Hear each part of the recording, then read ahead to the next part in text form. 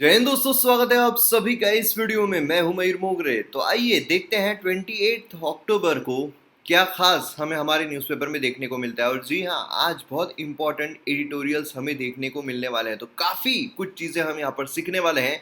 चलिए शुरू करते हैं। तो सबसे पहले जब हम एक्सप्लेन सेक्शन देखते हैं तो उसमें हमें देखने को मिलता है पेगासस के बारे में। Pegasus panel, committee, mandate, term of reference, recommendations, बहुत सारी चीज़ें जो है वो यहाँ पर हम देखने वाले हैं इस एडिटोरियल के थ्रू।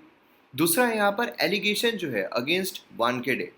अभी देखिए, जो आर्यन खान का केस चल रहा है, शाहरुख खान का बेटा, उसका जो केस चल रहा है और उसको जो लीड कर रहे हैं उन पर एलिगेशंस लगाए जा रहे हैं। पहले तो आर्यन खान पर एलिगेशंस थे कि भाई ड्रग्स जो है वो लिया है, ड्रग ट्रैफिकिंग कर रहा है, ये सारी चीज़ें। अब उसके बाद यहाँ पर अब वानखेड़े जो है, जो ऑफिसर है, अब उन पे एलिगेशन जो है लग रहे हैं। पहला एलिगेशन जो है वो तो करप्शन का लगा था कि भाई 8 करोड़ रुपए जो है वो खुद ले रहे हैं, 18 करोड़ रुपए में डील हुई है। अब उसके बाद अब ये तो करप्शन तो एक बार का ठीक था, लेकिन अब उनकी जो जॉब है उस पर ही खतरा आ चुका है। अब यहाँ पर उनकी जॉब जो है वही जा सकती है, तो कैसे जा सकती है, ये चीज़ हम यहाँ पर समझने की कोशिश करने वाले हैं। देन उसके बाद नेक्स्ट इस पर आते हैं एडिटोरियल पेज में। अगेन यहाँ पर पेगासस जो उसके बारे में बात हो रही है, तो ये वाला एडिटोरियल और वो एडिटोरियल हम मिक्स करके देखेंगे। ये अगर हम देखते हैं तो वैक्सीनेशन इंपॉर्टेंट नहीं है। देन उसके बाद यहाँ पर हम बात करते हैं नेक्स्ट आइडियाज पेज की। तो इसमें हमें इंपॉर्टेंट एडिटोरियल देखने को मिलता है जो कि है अंडा सेल। जी हाँ, यहाँ पर अंडा सेल जो है उसके बारे में बात की जा रही है। तो अंडा सेल क्या है, क्या उसमें खासियत होती है, कैसे वो नॉर्मल जो प्रिजनर का सेल होता है उससे अलग होता है, ये सारी चीज़ें हम यहाँ पर समझने की कोशिश करने वाले हैं काफ़ी एक्स्ट्रा इन्फॉर्मेशन के साथ। यहाँ पर अगर हम देखते हैं तो ये भी इम्पॉर्टेंट नहीं है। देन उसी के साथ साथ ये वाला जो एडिटोरियल है, ये वाला इम्पॉर्टेंट है। ये रेडिकलाइजेशन के बारे में बात करता है। तो रेडिकलाइजेशन क्या है, क्या सारी चीज़ें, मतलब इंटरनल सिक्योरिटी पर्सपेक्टिव से ये वाला एडिटोरियल जो है काफ़ी इंपॉर्टेंट है, अच्छे तरीके से देखेंगे। देन ये वाला एडिटोरियल जो है ये काम का नहीं है, क्योंकि एग्जाम पर्सपेक्टिव से कुछ भी उसमें से काम का नहीं निकलता है। और उसी के साथ साथ कुछ न्यूज़ जो है वो भी हम यहाँ पर देखने की कोशिश करेंगे। तो आइए सबसे पहले जिस चीज़ के लिए आप आतुरता से इंतजार कर रहे होंगे उसकी यहाँ पर हम बात करते हैं। तो आइए यहाँ पर बात करते हैं जो एलिगेशंस है समीर वानखेड़े उनके अगेंस्ट में क्या लगाए जा रहे हैं। और हाँ, मैं आपको बता दूं कि यहाँ पर जो मैटर है उसको काफ़ी ज़्यादा पॉलिटिसाइज जो है वो भी किया गया है। जो शाहरुख खान है उनके बेटे को ड्रग्स के मामले में पकड़ा गया, उसी के साथ साथ जो बेल है बार बार रिजेक्ट हो रही थी। अब इसी के साथ जब यहाँ पर बोला जाता है कि शाहरुख खान जो है वो कांग्रेस की तरफ अलाइंड है, तो बीजेपी की तरफ से ये प्लॉटिंग की जा रही है कि जो शाहरुख खान के बेटे उनको ना छोड़ा जाए, उनको बेल ना दी जाए। तो ऑब्वियस सी बात है कि जो ऑफिसर वो केस संभाल रहे हैं उन पर भी एलिगेशंस लगेंगे ही लगेंगे। पहला एलिगेशन उन पर 18 करोड़ रुपए लेना, मतलब 8 करोड़ रुपए जो है वानखेड़े की तरफ से लेना, ये यहाँ पर देखने को मिला। और अब तो यहाँ पर उनकी जॉब पर ही खतरा आ चुका है। तो अब कैसे कहां पर खतरा आ रहा है, यही हम आज के इस वीडियो में समझने की कोशिश करने वाले हैं। तो चलिए शुरू करते हैं। सबसे पहले कॉन्टेक्स्ट क्या है। देखिए, समीर वानखेड़े क्या वो अपनी जॉब लूज कर सकते हैं, क्या उनको टर्मिनेट, क्या उनको डिसमिस, क्या उनको निकाला जा सकता है उनकी जॉब से, यही सबसे बड़ा सवाल जो है, इसका जवाब हम आज के इसमें ढूंढने की कोशिश कर रहे हैं। सबसे पहले तो बैकग्राउंड थोड़ा देख लेते हैं कि भाई चल क्या रहा है। सबसे पहले तो यहाँ पर महाराष्ट्र के जो मिनिस्टर है नवाब मलिक साहब, उन्होंने एलिक किया है कि समीर वानखेड़े, जो कि NCB narcotics control bureau Mumbai zonal director है, ठीक है, नारकोटिक्स कंट्रोल ऑफ ब्यूरो, ये हमने ऑलरेडी देखा हुआ है हमारे प्रीवियस सेशंस में। ये इंचार्ज है शाहरुख खान के बेटे जो है आर्यन खान, उनके केस के लिए, जो ड्रग्स के मामले में उनको हिरासत में लिया गया था। अब यहाँ पर उनको ये बोला जा रहा है, उन पर ये एलिट किया जा रहा है जो महाराष्ट्र के मिनिस्टर उनके द्वारा, कि उन्होंने स्केड्यूल कास्ट में जो जॉब है वो हासिल की है, मतलब एससी कैटेगरी जो है उसमें ये जॉब हासिल की है। अब आप सभी को पता है कि जो यूपीएससी होती है, क्योंकि यूपीएससी क्लियर किए हुए हैं, है ना, यूपीएससी जब होती है तो उसमें रिजर्वेशन जो है वो भी हमें देखने को मिलता है। ओपन होता है, ओबीसी होता है, एससी होता है, एसटी होता है। तो मतलब बेसिकली रिजर्वेशन सिस्टम जो है वो हमें देखने को मिलती है। और एससी कैटेगरी में अगर देखा जाए तो जो कट ऑफ है कंपैरेटिवली लोअर होता है। और एक कैटेगरी जो हमें देखने को मिलती है वो है इकोनॉमिकली वीकर सेक्शन, है ना। तो मतलब अच्छा खासा जो लोअर है वो देखने को मिलता है। अब यहाँ पर जो रिजर्वेशन है उससे बेनिफिट लिया हुआ है वानखेड़े ने, ऐसा यहाँ पर बोला जा रहा है महाराष्ट्र के मिनिस्टर के द्वारा। डिस्पाइट बीइंग, अब ठीक है रिजर्वेशन ले रहे हैं तो बहुत सारे लोग ले रहे हैं, इसमें गुनाह क्या है, लेकिन डिस्पाइट बीइंग मुस्लिम ये इन एलिजिबल है कोटा लेने के लिए। यहां पर समस्या खड़ी हो रही है कि भाई ये मुस्लिम है, और मुस्लिम अगर है तो वो ऐसी कैटेगरी का कोटा जो है वो उसका उपयोग नहीं कर सकते हैं, उससे वो नहीं आ सकते हैं। अब अगर यहाँ पर एलिगेशंस प्रूव हो जाते हैं कि हाँ भाई यहाँ पर वानखेड़े जो है ये मुस्लिम है और उन्होंने एससी कैटेगरी से लिया हुआ है, तो फिर वो अपनी जॉब जो है वो भी गंवा सकते हैं। सोचिए क्या भयानक यहाँ पर जो है वो चीज़ हो रही है। पॉलिटिकल जब चीज़ें हो जाती है, पावरफुल लोग जब आ जाते हैं, तो फिर क्या हाल होता है ये आप यहाँ पर देख सकते हो।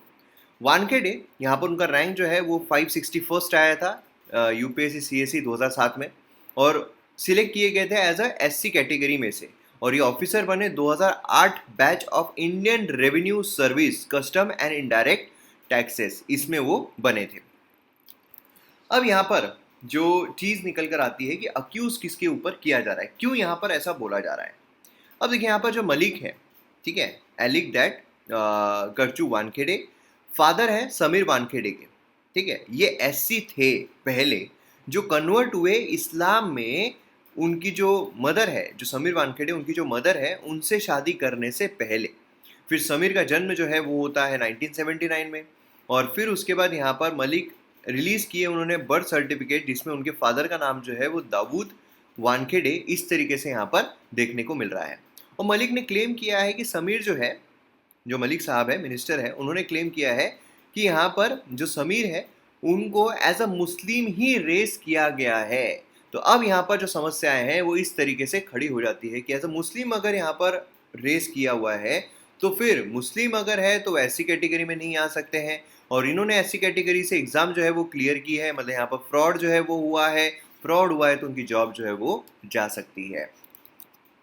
तो अब यहाँ पर थोड़े रूल्स देख लेते हैं रिलीजन जो एलिजिबिलिटी है उसके मामले में, कि भाई एससी कोटा जो है उसके लिए क्या हमें रूल्स जो है वो सारी चीज़ें देखने को मिलती है। तो इसमें अगर हम देखें तो हमें सबसे पहली चीज़ जो देखने को मिलती है वो ये है कि 15% कोटा जो है फॉर एससीज गवर्नमेंट जॉब्स में ये यहाँ पर दिया जाता है, ठीक है, 15% कोटा एससीज को दिया जाता है। लेकिन हिंदू एससीज जो है, जो कन्वर्ट हुए हैं इस्लाम में, वो अपना एससी स्टेटस, शेड्यूल का स्टेटस जो है वो गवा देते हैं, वो एलिजिबल नहीं होते हैं कोटा लेने के लिए। समझ रहे हो आप?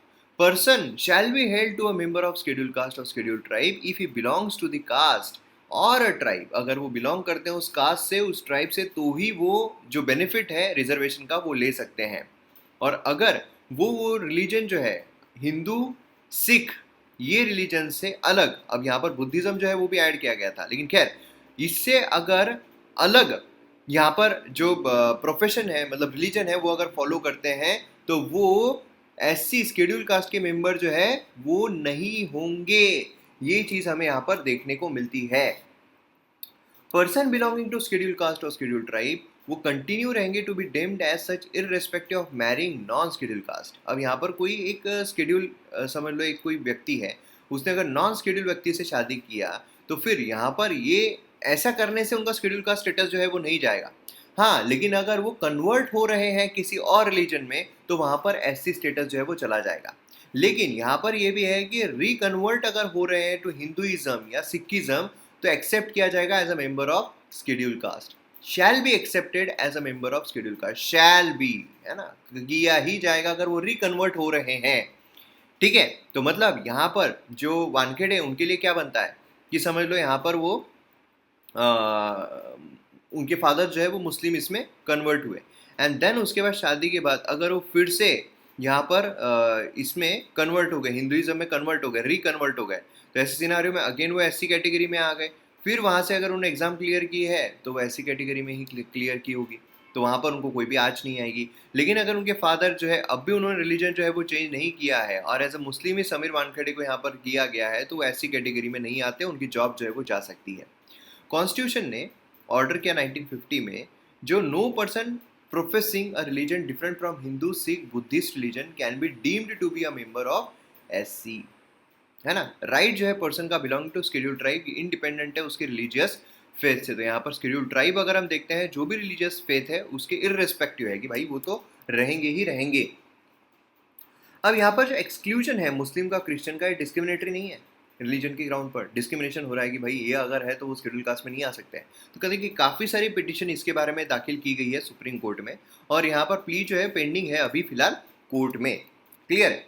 अब यहाँ पर इंटरकास्ट मैरिज जो है अगर होती है तो क्या मदर की कास्ट ली जा सकती है चाइल्ड के लिए, बच्चे के लिए? मतलब यहाँ पर बेसिकली ऐसा है कि अगर यहाँ पर नॉन एससी अगर फादर है और एससी अगर मदर है, तो क्या मदर की कास्ट जो है उसको कंसिडर किया जा सकता है चाइल्ड के लिए? चाइल्ड जो है वो अपने फादर की कास्ट कैरी करते हैं, लेकिन यहाँ पर प्रिजम्पशन जो है कंक्लूसिव नहीं है ना, कि भाई नहीं यही ही फादर की ही रहेगी एट एनी कॉस्ट, ऐसा यहाँ पर नहीं रहेगा। एक बार ऐसा यहाँ पर याचिका जो है प्रपोज भी किया गया था कि चिल्ड्रन जो है इंटरकास्ट मैरिज में बिलोंग हो रहे हैं वो एससी स्टेटस उनको मिलना चाहिए अगर आइदर ऑफ द पेरेंट जो है वो शेड्यूल कास्ट से बिलोंग करते हैं, आइदर मदर या फादर। लेकिन इसको लास्ट मेरिट में विड्रॉ कर दिया गया। अब यहाँ पर कास्ट सर्टिफिकेट अगर फॉल्स फाउंड होता है तो फिर क्या होगा? मतलब समीर वानखेड़े जो है उनके साथ क्या हो सकता है? तो वो उनकी सर्विस रिटेन नहीं कर सकते हैं अगर फॉल्स प्रूव होते हैं। तो चार्ज अगर प्रूव हो जाते हैं तो गवर्नमेंट सर्वेंट को रिमूव कर दिया जाता है, डिसमिस कर दिया जाता है सर्विस से। समीर वानखेड़े इंक्वायरी फेस करेंगे और डिसमिस भी किए जा सकते हैं। सिविल क्वेश्चन जो है यहाँ पर अभी भी अनआंसर्ड है, इसलिए हम जो सीधे तरीके से कंक्लूजन पर नहीं पहुँच सकते हैं कि weather his father was Muslim when Sameer issued his certificate. जब एससी सर्टिफिकेट इशू किया गया उस टाइम पर क्या उनके फादर जो है मुस्लिम ही थे? जो फादर है कन्वर्ट हुए इस्लाम में मैरी करने के लिए, उनकी जो मदर है उनसे शादी करने के लिए समीर वानखेड़े के, तो क्या वो रिकन्वर्ट फिर से हुए हैं जिससे कि फिर से वैसी कैटेगरी में आ जाए? समीर जो है क्या उन्होंने अपना रिलीजन चेंज किया हिंदुइज्म में एससी सर्टिफिकेट लेने के लिए? तो ये सारी जो चीज़ें हैं ये अभी भी अनआंसर्ड है, इसलिए हम फाइनल कंक्लूजन पर अभी फिलहाल नहीं पहुंच सकते। देखना होगा होता क्या है।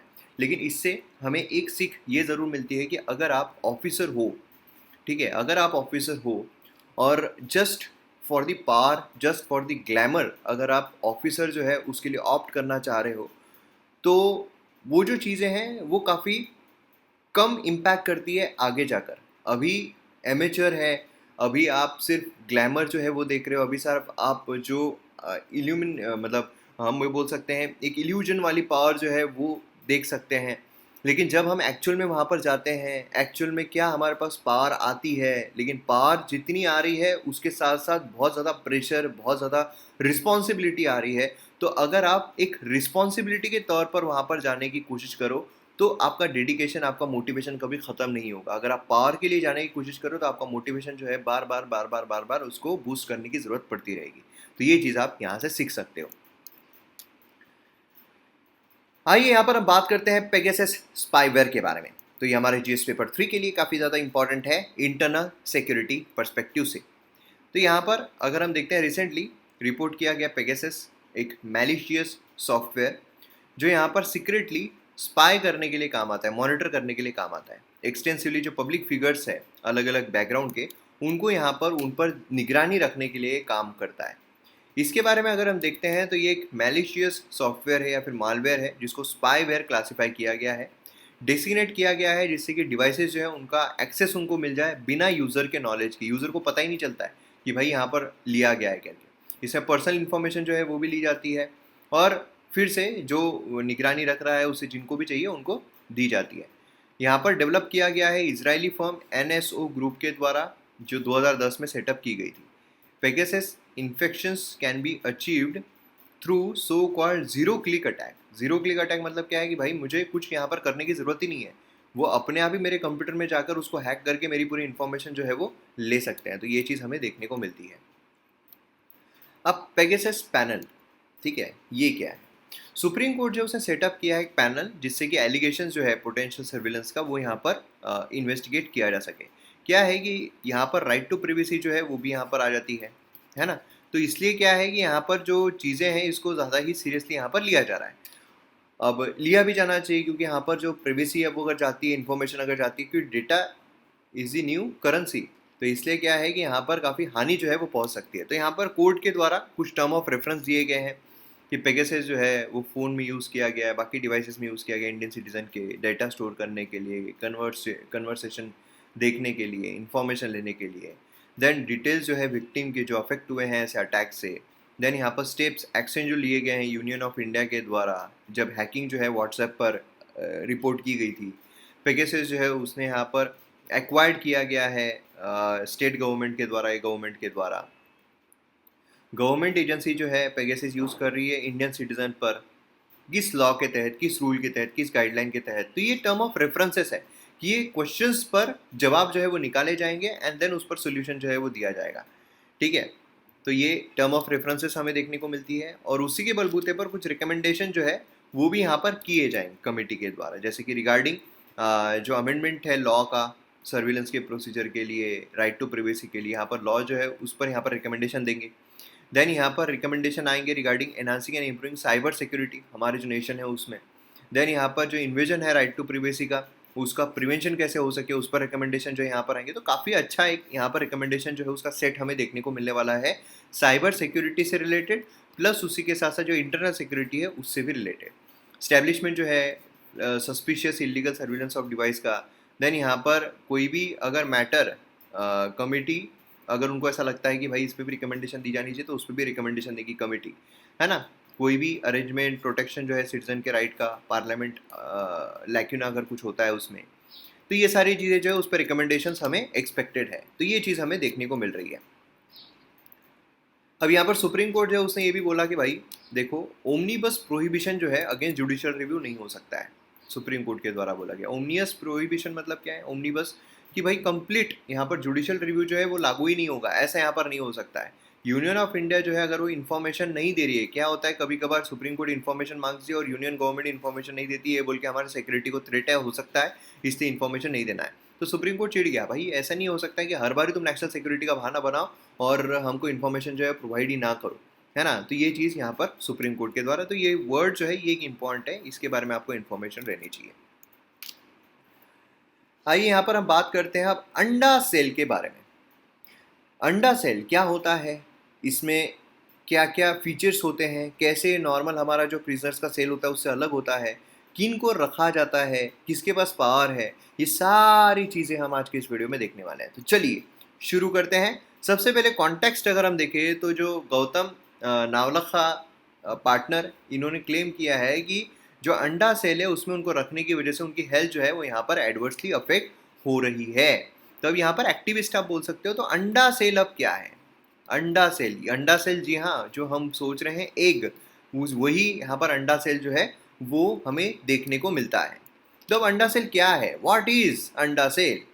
तो अंडा सेल यहाँ पर आप देख सकते हो कि अंडा कार, अंडे का आकार यहाँ पर है, इसीलिए इसको अंडा सेल जो है वो कहा जाता है। यहाँ पर आप देख सकते हो अंडा ओवल शेप जो है वो हमें देखने को मिलता है, जहाँ पर काफ़ी ज़बरदस्त तरीके की वॉल जो है बनाई गई है। एंड यहाँ पर एक ऐसा भी रखा गया है सेंटर में, जहाँ पर जो ये लोग हैं पुलिस वाले हैं वो यहाँ पर अपनी गन लेके खड़े रहेंगे।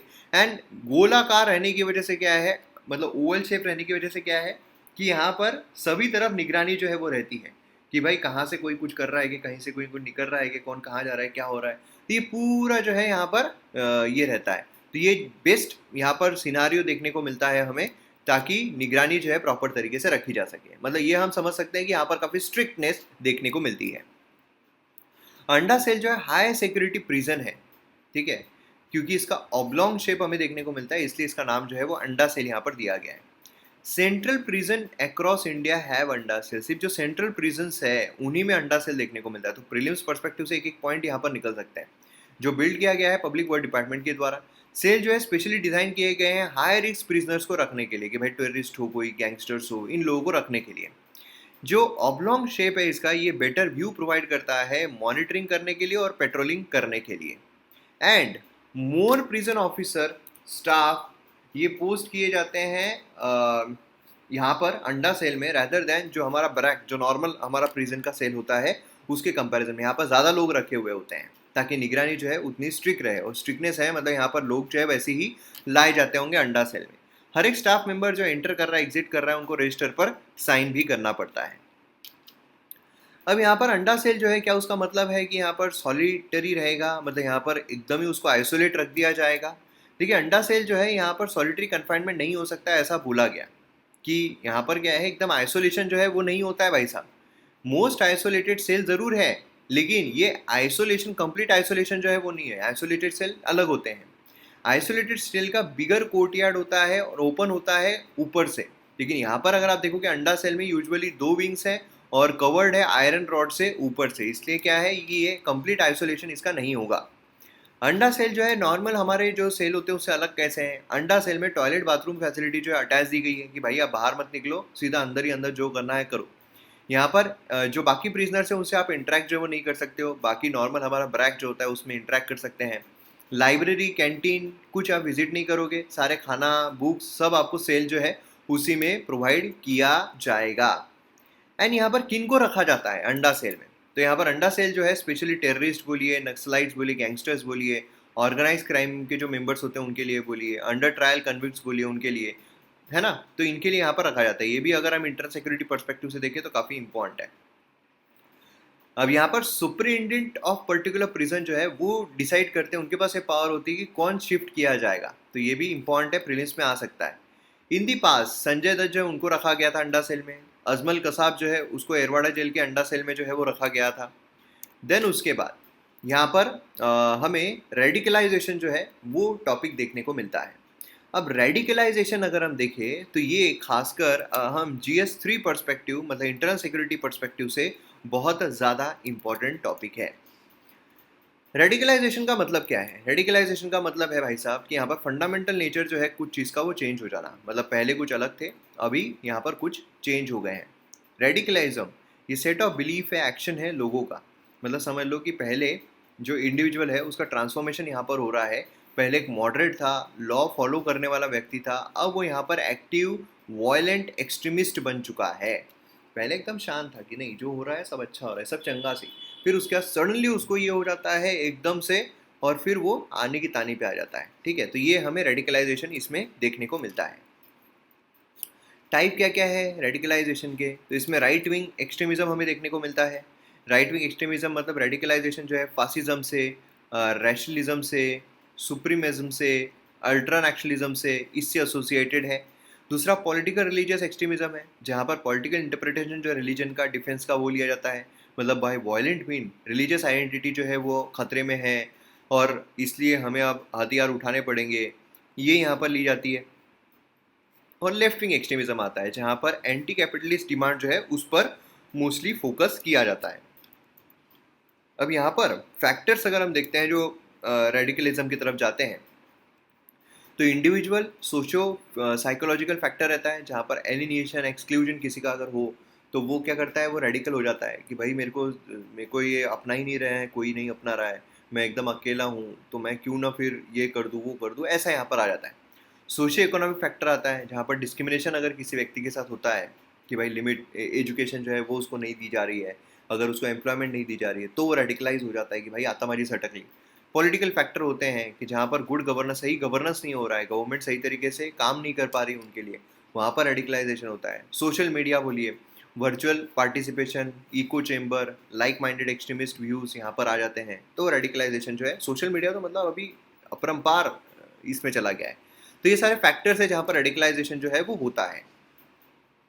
अब यहाँ पर वे फॉरवर्ड क्या है? तो वे फॉरवर्ड में यहाँ पर देखने को मिलता है, सबसे पहले तो एफर्ट्स लिए जाने चाहिए ताकि जो प्रोपोगेंडा है अक्रॉस इंडियन बॉर्डर्स, इसको यहाँ पर हम थोड़ा रोक सके। प्रोपोगेंडा जो है वो यहाँ पर ना जाए, जिससे क्या होता है, प्रोपोगेंडा जाता है तो अपने आप रेडिकलाइजेशन जो है वो हो जाता है।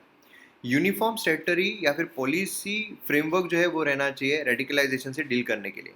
मतलब उसमें डी रेडिकलाइजेशन बोलिए कि भाई उसको, इंसान को सज़ा देने के बजाय उसको, इंसान को मारने का, डी रेडिकलाइज कर दो। क्योंकि अगर कोई रेडिकलाइज हुआ है, जैसे अगर आपने फैमिली मैन अगर सीरीज़ देखी है, उसमें रेडिकलाइज्ड लोग ही देखने को मिलते हैं। तो डी रेडिकलाइजेशन अगर हो जाए तो वो ज़्यादा अच्छा रहता है ना। एसोसिएट स्ट्रेटजीज, अरेस्ट और कन्विक्टेड इंडिविजुअल जो है उसको सिर्फ प्रोसिक्यूट या पनिश नहीं किया जाना चाहिए, लेकिन रिफॉर्मेशन भी लाना चाहिए, रिहैबिलिटेशन जो है वो भी होना चाहिए, उसको भी प्रायोरिटी जो है वो दी जानी चाहिए। देन उसके बाद यहाँ पर काउंटर रेडिकलाइजेशन स्ट्रेटेजी जो है, जिसमें रिहैबिलिटेशन बोलिए, री एजुकेशन बोलिए, री इंटीग्रेशन बोलिए, फिर से उसको समाज में इंक्लूड कर देना, उसको डी रेडिकलाइज करके, तो ये भी चीज़ें यहाँ पर ज़रूरी है। एंटी रेडिकलाइजेशन मेजर जो है एम करता है कि यहाँ पर रेडिकलाइजेशन जो है प्रिवेंट हो जाए, है ना। एंड देन यहाँ पर जो एक सिंक्रेटिक नेचर है रिलीजन का इंडिया में, वो यहाँ पर प्रमोट हो काउंटर नरेटिव्स के द्वारा, कि भाई यहाँ पर दोनों तरफ की व्यूज मिले। ऐसा नहीं एक ही तरफ से बम्बार्डिंग हो रही है उसको कि बुरा हो रहा है, बुरा हो रहा है, बुरा हो रहा है, बुरा हो रहा है, दूसरी तरफ से भी उसको जो है चीज़ें मिलनी चाहिए कि भाई अच्छा भी क्यों हो रहा है। यहाँ पर कॉन्स्टिट्यूशनल वैल्यूज वर्च्यूज उसको प्रमोट हो। एंड देन प्रमोशन जो है स्पोर्ट्स का, बाकी एक्टिविटीज़ का, स्कूल में बोलिए, बाकी एजुकेशनल इंस्टीट्यूशन में बोलिए, ये सारी चीज़ें जो है वो भी यहाँ पर होना बहुत ज़रूरी है। अभी देखिए इंटरनल सिक्योरिटी, अगर आपको डिटेल कोर्स लेना है तो पूरा कोर्स अवेलेबल है इंटरनल सिक्योरिटी का। उसके लिए आपको अकेडमी ऐप या तो डाउनलोड करना है या तो theMMAcademy.in को विजिट करना है। यहाँ से आप कंप्लीट इंटरनल सिक्योरिटी कोर्स जो है वो ले सकते हो, और अकेडमी ऐप पे आप इंटरनल सिक्योरिटी कोर्स पूरी तरीके से जो अवेलेबल है वो देख सकते हो।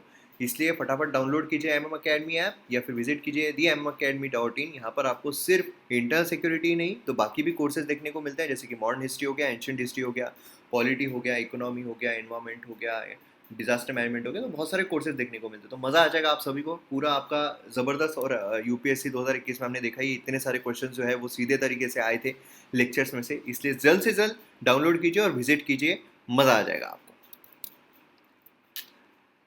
आइए यहाँ पर फर्स्ट पेज जो है उसमें हमें देखने को मिलता है कि India 6 vaccine loan from ADB and AIIB। ये भी GS3 परस्पेक्टिव से इम्पॉर्टेंट है।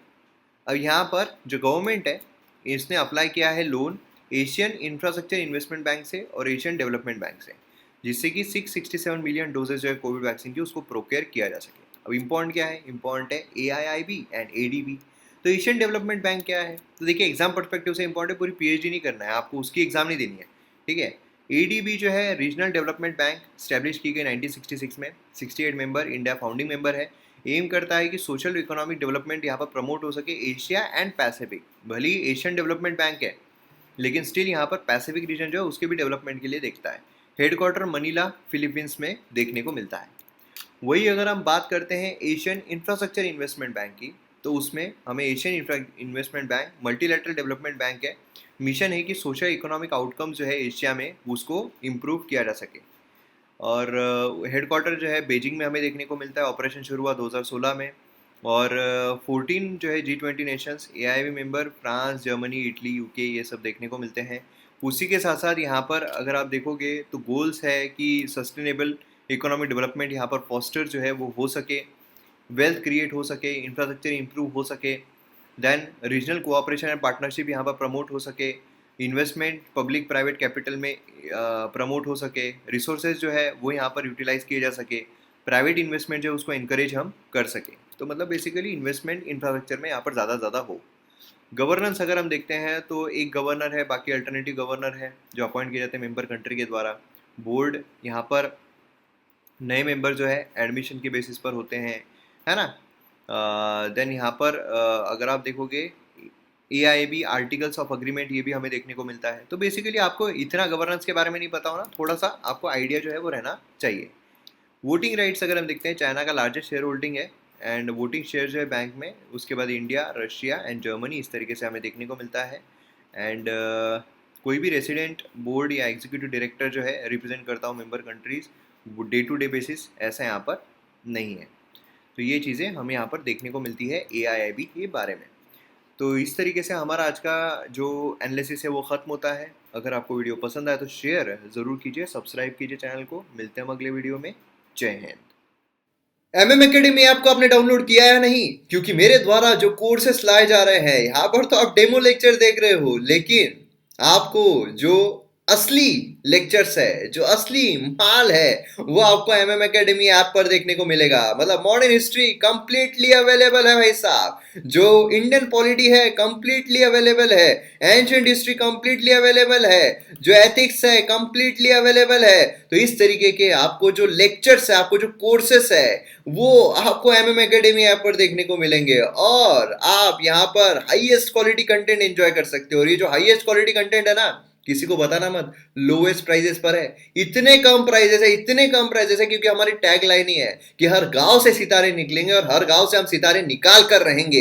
इसलिए इतने कम प्राइजेस में कि जो एजुकेशन है, क्वालिटी एजुकेशन है, ये हर गांव तक जाए, हर इंसान तक पहुंचे, और पैसों के वजह से जो एजुकेशन है उसको ना छोड़े, अपने जो ड्रीम्स है उसको ना मारे। इसीलिए हाईएस्ट क्वालिटी कंटेंट को एंजॉय कीजिए आपके मोबाइल फोन में, जहां पर आपको सभी जीएस 1 2 3 4, आप यूपीएससी बोलिए, स्टेट पीएससी बोलिए, किसी भी एग्जाम की अगर आप प्रिपरेशन कर रहे हो तो आपको ये जो प्रिपरेशन है इसमें 4 चांद, 10 चांद, 15 चांद, 20, 100 चांद सभी आपको यहां पर देखने को मिलेंगे। तो इसलिए फटाफट डाउनलोड कीजिए एमएम एकेडमी ऐप और वीडियोस को एंजॉय कीजिए।